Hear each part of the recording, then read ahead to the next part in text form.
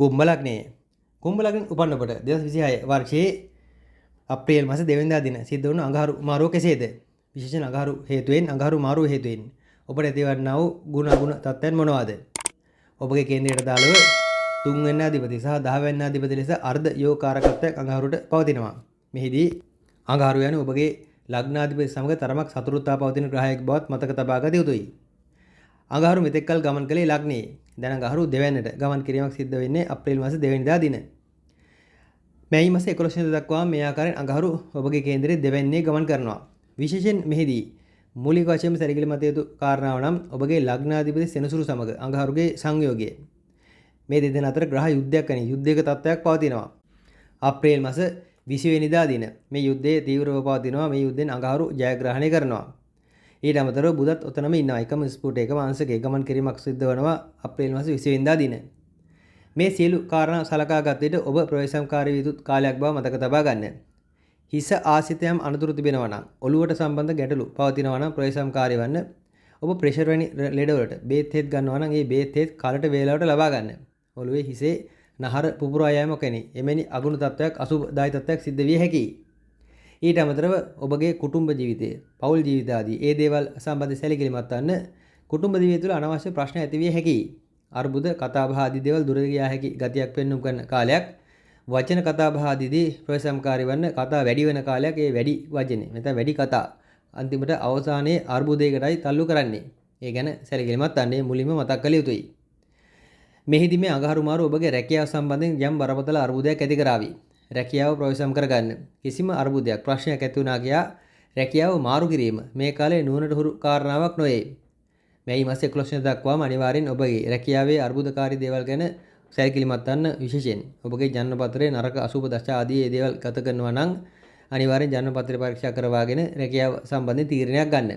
තීරණයක් ගැනීම යුතු තත්ත්වයක උබෝතෝගෝටික තත්ත්වයක ඔබ සිටිනවා නම් ජන්මපත්‍රය පරීක්ෂා කර බලලා එවැනි වූ තීරණයක් ගැනීමයි වඩාත් යෝග්‍ය වන්නේ. ඒ ගත යුතු තීරණයක්ද නොගත යුතු තීරණයක්ද ඒ සම්බන්ධයෙන් යම් එකඟතාවයකට පැමිණිය යුතුයි.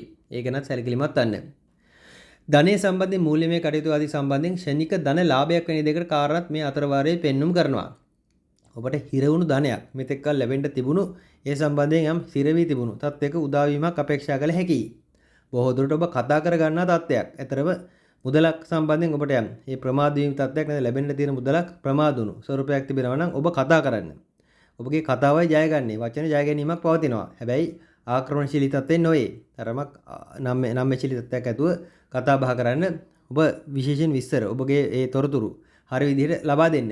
ඒ විට ලැබෙන්න තියෙන මුදල් ආදී හිර වුණු දේවල් ලැබෙන්න කාරණේ දෙවි. මේ කාලේ අතර මේ මුදල් හදල් ලැබෙන ඒ සම්බන්ධයෙන් සාධනීයක් අපේක්ෂා කළ හැකි කාලයක්.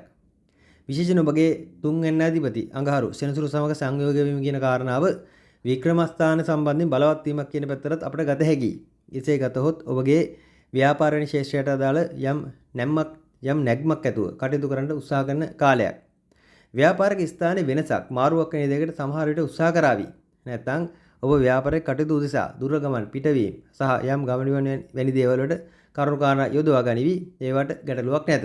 ව්‍යාපාරවල යම් දියුණුවක් අපේක්ෂා කළ හැකි. මෙහිදී අර අලුත් දේවල්, නිර්මාණශීලී දේවල් සහ වෙනස් ආකාරයේ දේවල් ව්‍යාපාර ශේෂ්ත්‍රයේදී ඔබ උපනංග වන්නට මතු කරන්න උත්සාහ කරනවා නම් ඒ සම්බන්ධයෙන් වැඩිපුර හැකියාවන් යසහ ක්‍රියාකාරීත්වයන් පෙන්눔 කරන්නේ.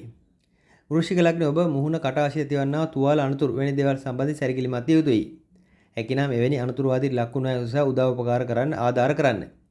ඔබගේ දත් සම්බන්ධ ගැටලු, කටේ මුඛයේ සම්බන්ධ මුඛයේ ඇතිවන්නා වූ දන්තමය ගැටලු, තුවාල වැනි දේවල් සම්බන්ධයෙන් ගැටලු හටගත හැකි. ඒ ගැන සැලකිලිමත් වන්න. ඒ වයිදී ඒ වෛද්‍ය ප්‍රතිකාර ලබා ගන්න. විශේෂයෙන් දන්ත සම්බන්ධ ගැටලු වලදී ඔබට තරමක් ඉවසාව දාරන්නට හැකි නම් හොඳයි. නැත්නම් මේ වෙලාවේ සමහර විට ඔබගේ නරක ග්‍රහචාරයක් ගත කරනවා නම් දතක් ගැලවීමෙන් ලේ වහනේ තරමක් වැඩි විය හැකියි. විශේෂයෙන් අප්‍රේල් මාස 20 වෙනිදා දින පසු කර නැත්නම් අප්‍රේල් 25 පමණ පසුව ඒ කටයුතු වලට යොමු වන්න.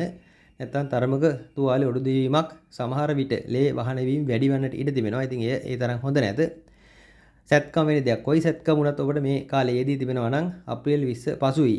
ඒ සැත්කම් කිරීමයි වඩාත් යෝග්‍ය. නැත්නම් රුධිර වහනය සම්බන්ධයෙන් අනිවාර්යෙන් සැලකිලිමත් විය යුතුයි. ඒවා ගලා යන ගතියක් පෙන්වුම් කරන කාලයක්.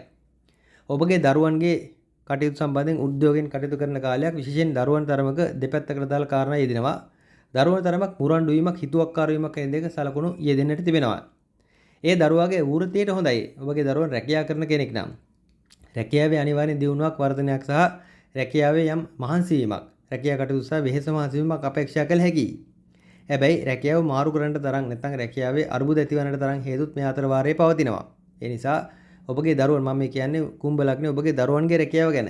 ඉතින් ඔබගේ දරුවාගේ රැකියාව වුණත් මාරු කරන්නට හිතෙනවා නම් ඒ ගැන තරමක් කල්පනා කර බලා තීරණ ගත යුතුයි. මේ මාරු කිරීම නරකක් නැත.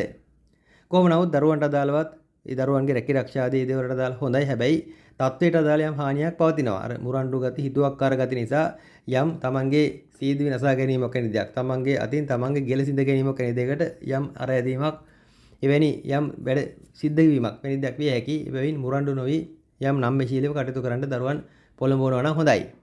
ඔතන ප්‍රධානම ගැටලුව වන්නේ ඔබ කුම්භ ලග්නේ ඔබගේ කුටුම්බයේ පෞල් දිවිය සම්බන්ධයෙන් ඇතිවන්නා වූ අර්බුද.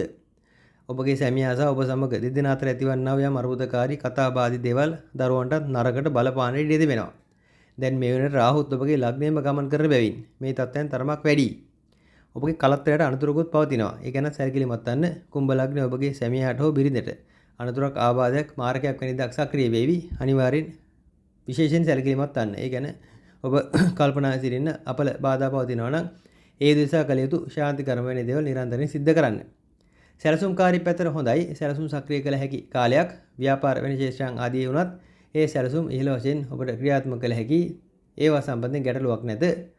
කොහොම නමුත් දෙවැනි යනු මාරක ස්ථානයක්. ඒ නිසා මේ අවදානම්කාරී කාලවකවානුවක් බැවින් මේ මාරක බාධක වලින් සැලකිලිමත් වෙනවා ප්‍රවේශ සම්බන්ධව නම් වඩාත් හොඳයි. විශේෂයෙන් රවි ඔබගේ 7 වෙනි අධිපති වන්නේ රවි දෙවැන්නේම ගමන කරනවා. ඉතින් මේ හදිසි අනතුරු හදිසි මාරක බාධක සක්‍රිය වේ හැකි ග්‍රහ නිමිත්තක්.